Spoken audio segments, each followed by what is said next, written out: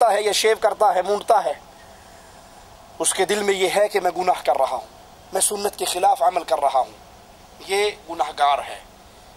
ایک وہ بدنصیب ہے جس کو داڑھی سے نفرت ہے، جس کو داڑھی سے نفرت ہے، وہ داڑھی والے کہ داڑھی بھی کوئی چیز ہے، یہ پرانے دور کی باتیں ہیں۔ داڑھی فرسودہ اسلام ہے، داڑھی والا، برقعے والا، داڑھی والا، پردے والا، یہ فرسودہ پرانے اسلام کی باتیں ہیں۔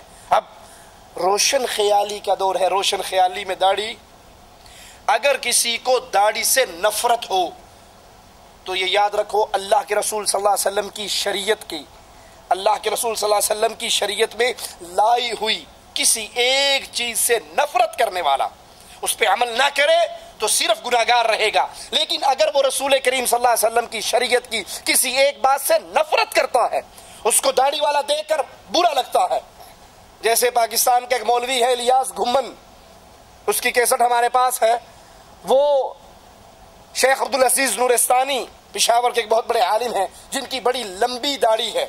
اب لمبی داڑھی رکھنا کس کی سنت ہے؟ حدیث میں آتا ہے رسول کریم صلی اللہ علیہ وسلم کی داڑھی پورے سینے کو ڈھانپتی تھی، ٹھیک ہے؟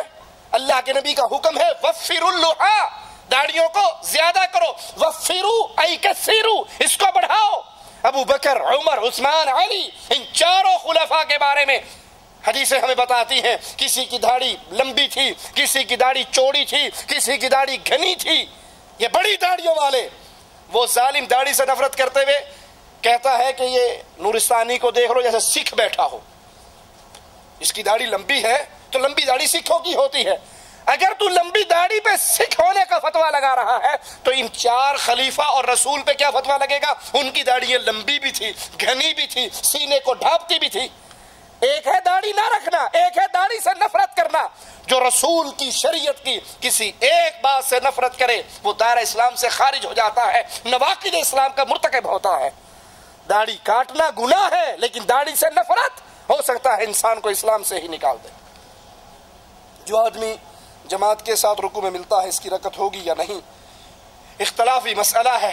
کچھ علماء کا یہ فتویٰ ہے کہ اس کی رکعت ہو جاتی ہے، اور کچھ علماء کا یہ فتویٰ ہے کہ چونکہ اس کی فاتحہ اور اس کی قیام دونوں رکن سے رہ گئے اس لیے اس کو رکعت دہرانی چاہیے۔ تو افضل یہی ہے اختلاف سے بچتے ہوئے اپنی رکعت کو دہرا لیجیے۔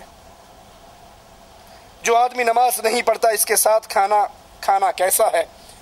جو آدمی نماز نہیں پڑھتا اس کو پیار سے محبت سے دعوت دیجیے، قرآن پاک کی آیات کا ترجمہ سنائیے کہ جنتی اہل جہنم سے سوال کریں گے ما سلککم فی سقر، تم جہنم میں کیوں آئے؟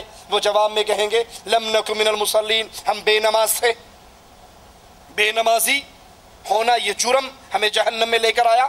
پیار محبت سے سمجھائیے، اور پھر اس کے ساتھ اگر وہ نہیں مانتا تو قطع تعلق کیجئے، کھانا پینا چھوڑیے، تاکہ اس کو احساس ہو کہ میں کسی غلط راستے پر ہوں۔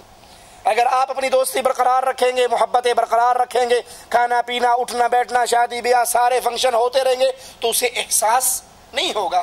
اگر وہ آپ کا قریبی ہے اس کو یہ احساس دلانے کے لیے کہ تم جرم عظیم کر رہے ہو جو کفر کی وادی کی طرف لے کر جا رہا ہے، اس سے قطع تعلق کیجئے۔ ہو سکتا ہے اس بات سے اس کو ٹھیس پہنچے اور وہ دین اسلام کے راستے پر آ جائے۔ جو آدمی اسلام کا مذاق اڑاتے ہیں وہ بولتے ہیں کہ ابھی سلام کے دوبارہ سلام کا کیا فائدہ ہے؟ میں نے وہی عرض کیا کہ اسلام کا مذاق اڑانا بہت بڑا جرم ہے جو ہو سکتا ہے انسان کو وادی اسلام سے نکال کر وادی کفر میں داخل کر دے۔ یہ رسول صلی اللہ علیہ وسلم کی سنت ہے سلام کرنا۔ آپ نے کفش السلام، سلام کو پھیلاؤ، سلام کو عام کرو، جس کو جانتے ہو اس کو بھی سلام کرو، جس کو نہیں جانتے اس کو بھی سلام کرو۔ تو اسلام کی کسی بات کو نہ ماننا، اس پہ عمل نہ کرنا ایک الگ ماجرا ہے، لیکن اس کا مذاق اڑانا یہ بہت بڑا جرم ہے۔ اللہ ہمیں قرآن و حدیث پہ چلنے کی توفیق عطا فرمائے، ہماری خطاؤں کو معاف فرمائے۔ اقول قولی ھذا واستغفر اللہ لی ولکم ولسائر المسلمین فاستغفروہ انہ ھو الغفور الرحیم۔